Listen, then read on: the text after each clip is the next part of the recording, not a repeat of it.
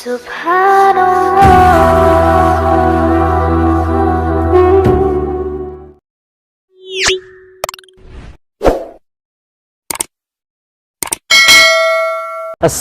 আলাইকুম ওয়া রাহমাতুল্লাহি ওয়া বারাকাতুহু। দূরের কাছের দেশ ও বিদেশের যে যেখান থেকে দেখছেন ইসলামিক স্টুডিও 24 সকলকে আন্তরিক মোবারকবাদ। আজকের আলোচনার বিষয় হচ্ছে প্রিয় নবী সাল্লাল্লাহু আলাইহি সাল্লামের ভালোবাসা আল্লাহ পাওয়ার পূর্ব শর্ত। রাসূল পাক সাল্লাল্লাহু আলাইহি ওয়াসাল্লাম বুখারী শরীফের মধ্যে ইরশাদ করে দিয়েছেন, হযরতে আনাস রাদিয়াল্লাহু তাআলা থেকে বর্ণিত, আন আনাস রাদিয়াল্লাহু তাআলা আনহু قال قال رسول الله صلى الله عليه وسلم لا يؤمن أحدكم حتى أكون أحب إليه من والده ووالده والناس أجمعين।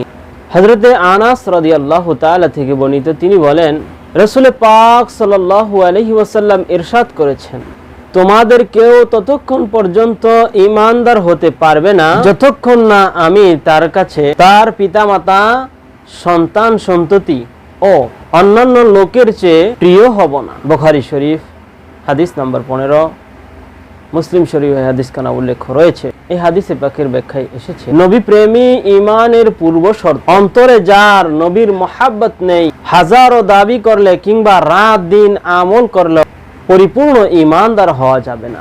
মানুষ সাধারণত তার সন্তান সন্ততি, মা বাবাকে এবং এই বিশ্ব সংসারকে অধিক ভালোবাসে। তাদের প্রতি ভালোবাসা যতই হোক না কেন, নবীজি সাল্লাল্লাহু আলাইহি সাল্লামের মহাব্বত তার চেয়েও অধিক হওয়া বাঞ্ছনীয়। দুনিয়ার অন্য কোন বস্তুর মহাব্বত নবীজি সাল্লাল্লাহু আলাইহি সাল্লামের মহাব্বতের চেয়ে কোনো অবস্থাতেই অধিক হতে পারে না। আলোচ্য বিষয়ের উপর, একতার উপর স্বীকৃতি দিয়ে রব্বুল আলামিন জানিয়ে দিলেন, হে প্রিয় হাবিব, আপনি বলে দিন, হে লোক সকল, তোমাদের লোক সকল, সন্তান সন্ততি, ভাই বোন, পরিবার পরিজন, তোমাদের অর্জিত সম্পদ, তোমাদের ব্যবসা বাণিজ্য, যার লোকসানের আশঙ্কা তোমরা করে থাকো, তোমাদের পছন্দনীয় বাসস্থান ইত্যাদি যা কিছু রয়েছে, যদি তোমাদের নিকট আল্লাহ ও তার রাসূল এবং আল্লাহ তাআলার পথে জিহাদের চেয়ে বেশি প্রিয় হয়, তাহলে তোমরা অপেক্ষা করো,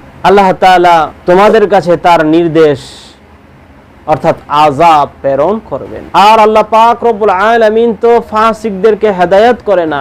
সূরা তাওবা আয়াত নাম্বার 24। এই আয়াত থেকে আমরা এটাই শিখলাম যে সন্তান সন্ততি, মা বাবা, ভাই বোন, আত্মীয় স্বজন এবং সম্পদ যা কিছু রয়েছে, আমাদের অট্টালিকা যা কিছু রয়েছে, সব কিছুর চেয়ে আল্লাহ এবং আল্লাহ রাসূল পাক সাল্লাল্লাহু আলাইহি সাল্লামকে বেশি ভালোবাসতে হবে। এমন কি আপনার নিজের জানের চেয়েও বেশি ভালোবাসতে হবে নবী পাক দু জাহানের বাদশা কামলিওয়ালা নবী সাল্লাল্লাহু আলাইহি ওয়াসাল্লামকে।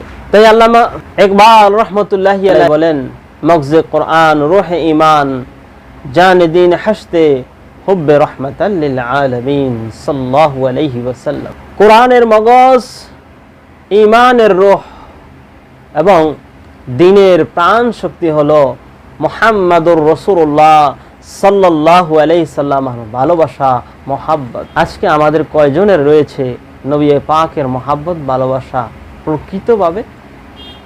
আমরা দেখেছি নবী পাকের মহাব্বত যেটা সারা বিশ্বকে কাঁপিয়ে দিয়েছে। সারা বিশ্বে নবী পাকের নাম মোবারকের ধ্বনি বাজছে বর্তমানে। কেন?